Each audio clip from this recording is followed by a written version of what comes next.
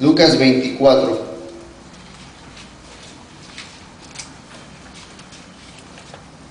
Y ustedes lo pueden leer en su casa para que se den cuenta de lo importante, resurrección y manifestación de Jesús. Dice, aquel mismo día, 2 de los discípulos se dirigían a un pueblo llamado Emaús, que dista de Jerusalén unos 11 kilómetros. Iban hablando de todos estos sucesos. Mientras hablaban y se hacían preguntas, Jesús en persona se acercó y se puso a caminar con ellos.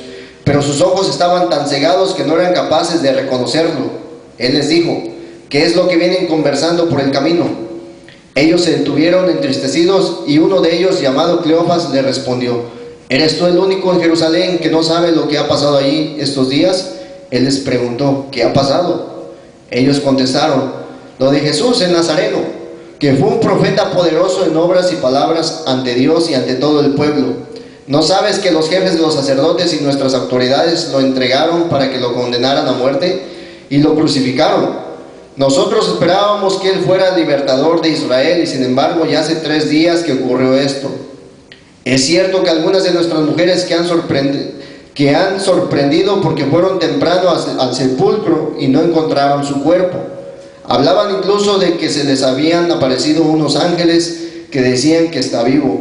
Algunos de los nuestros fueron al sepulcro y lo encontraron todo como las mujeres decían, pero a él no lo vieron. Entonces Jesús les dijo, qué torpes son para comprender y qué duros son para creer lo que dijeron los profetas. ¿No era necesario que el Mesías sufriera todo esto para entrar en su gloria? Y empezando por Moisés y siguiendo por todos los profetas, les explicó lo que decían de él las Escrituras. Palabra de Dios. Ahora los 11 entran en la plenitud del mensaje pascual gracias al encuentro con el resucitado. Él les descubre el sentido profundo de las Escrituras y los envía como testigos a predicar la conversión y el perdón de los pecados para todos los hombres. Para esta enorme tarea los discípulos cuentan con la ayuda y la fuerza del Espíritu, que es quien guía el anuncio de la buena noticia en el tiempo de la iglesia, como se advierte leyendo el libro de los Hechos. Palabra de Dios.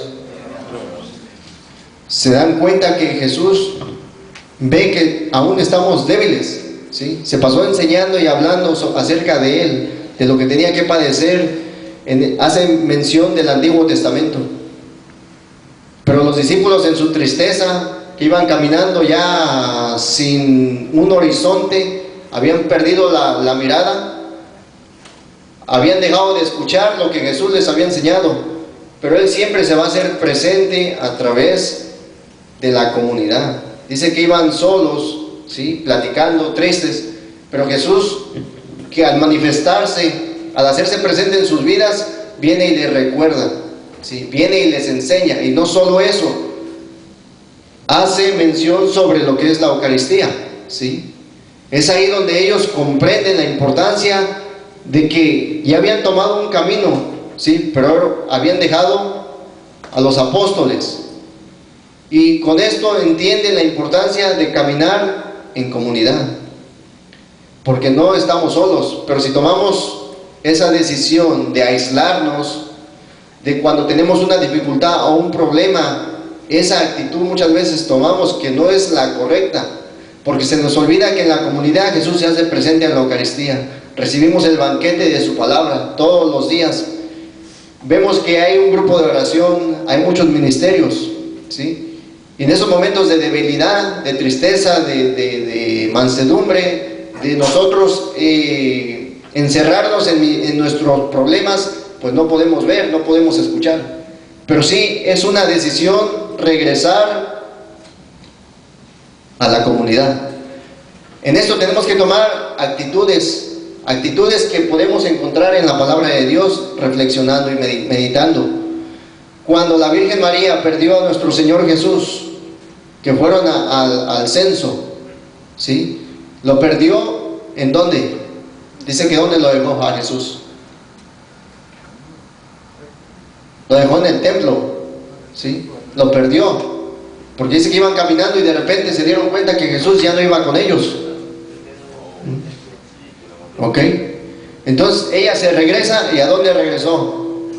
Y ahí donde lo encontró, ¿sí o no? ¿Sí? ¿Ustedes ven la actitud? Los discípulos de Maús estaban totalmente perdidos, pero ella siempre tenía a Jesús, ¿sí? Y así como lo perdió, regresó donde lo había dejado y lo encontró ahí. Nosotros tenemos que hacer lo mismo, cambiar nuestra mentalidad, ¿sí? Porque nosotros tal vez ya no nos confesamos, no hemos venido a la Eucaristía, estamos viviendo dificultades, problemas, que es normal porque somos humanos, ¿sí? Pero se nos olvida que de pequeños nos llevaban a Jesús, al templo. Hoy tenemos que hacer lo mismo.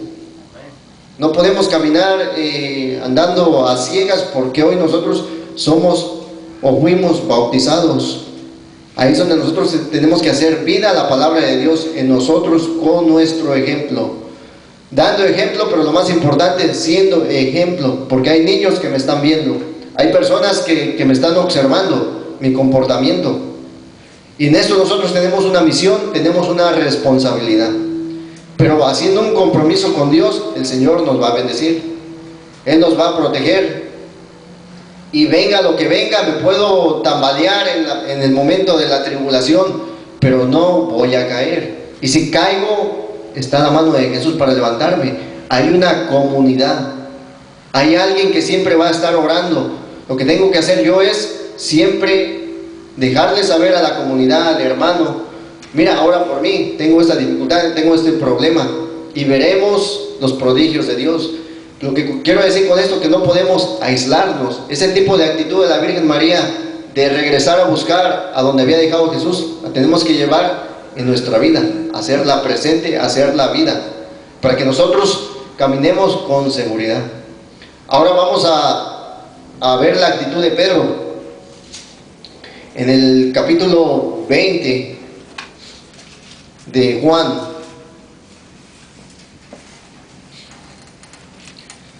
en el versículo 19: aquel mismo domingo por la tarde estaban reunidos los discípulos en una casa con las puertas cerradas por miedo a los judíos.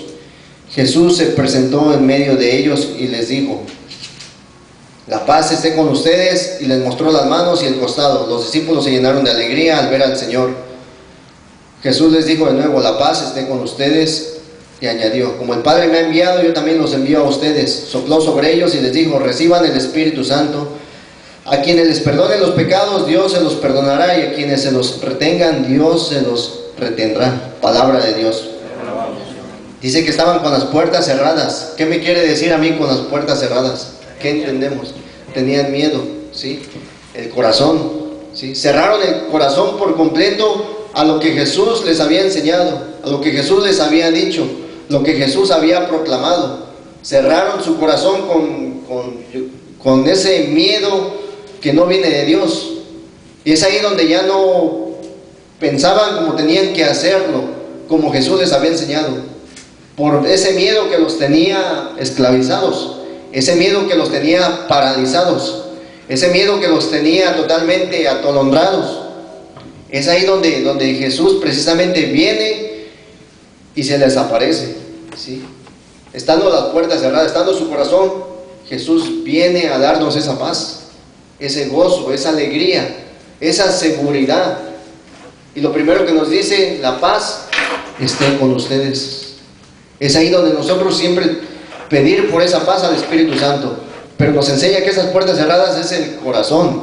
Más adelante vemos a Pedro. Dice en el capítulo 21 de Juan: misión evangelizadora de la iglesia. Poco después, Jesús se apareció otra vez a sus discípulos junto al lago de Tiberíades. Estaban juntos Simón Pedro, Tomás el mellizo, Natanael el de Caná de Galilea, los hijos de Zebedeo y otros 2 discípulos. En esto dijo Pedro: voy a pescar. Los otros dijeron: vamos contigo. Salieron juntos y subieron a la barca, pero aquella noche no lograron pescar nada. Al clarear el día se presentó Jesús en la orilla del lago, pero los discípulos no lo reconocieron. Jesús les dijo: